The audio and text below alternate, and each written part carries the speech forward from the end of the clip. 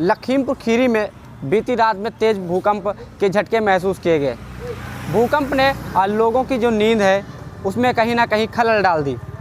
कहीं लोग सो रहे थे तो कहीं लोग जग रहे थे, लेकिन भूकंप के दौरान लोग घरों से बाहर निकले। ऐसे में अगर लखीमपुर खीरी जो है तराई इलाका है, नेपाल से सटा हुआ है, ये लखीमपुर जनपद है। ये जो भूकंप का केंद्र है ये नेपाल बताया जा रहा है, जिसमें लखीमपुर में भी तीव्रता 6.4 मापी गई है। यहाँ पर हमारे साथ में कुछ लोग हैं जिनसे हम बातचीत करेंगे किस तरीके से इन्होंने जो भूकंप के झटके महसूस किए। क्या नाम है आपका? रवि गुप्ता, एडवोकेट।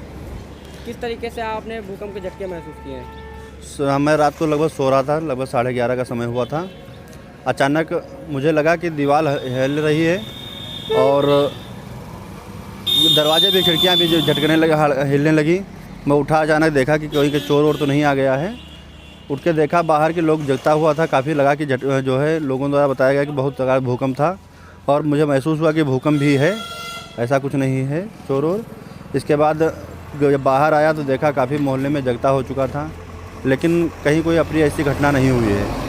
क्या पंखे वगैरह चल रहे थे या बंद थे जो हिल रहे थे? नहीं, जो पंखे बंद थे वो अपने आप हिलने लगे, डगमगाने लगे। चारपाई भी देखा है पंखा हिलते हुए? जी जी देखा। जिस तरीके से जो रवि गुप्ता एडवोकेट है, इनका कहना है कि जो बंद पंखे थे उनको हमने हिलते हुए भी देखा है। इस तरीके जैसे कि भूकंप के जो झटके महसूस किए गए हैं। और भी लोग हैं, उनसे बातचीत करेंगे। क्या नाम है आपका? राम सने कनौजिया।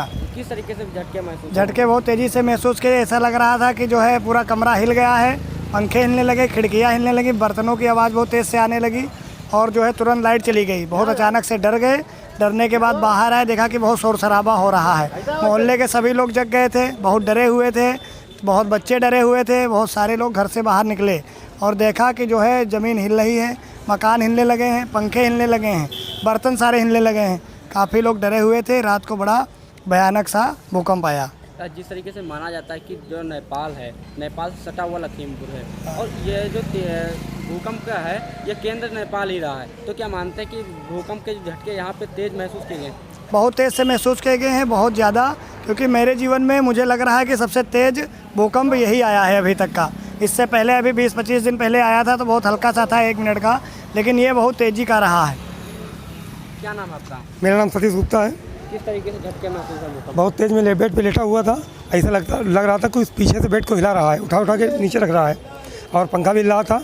तो महसूस हो रहा था मकान गिर जाएगा, इसलिए मैं डर के मारे मकान से बाहर निकल आया और बाहर आके खड़ा हुआ तो मोहल्ले के लोग काफ़ी जग रहे थे और बाहर मकान से निकल आए और काफ़ी डरा हुआ महसूस कर रहा था मैं।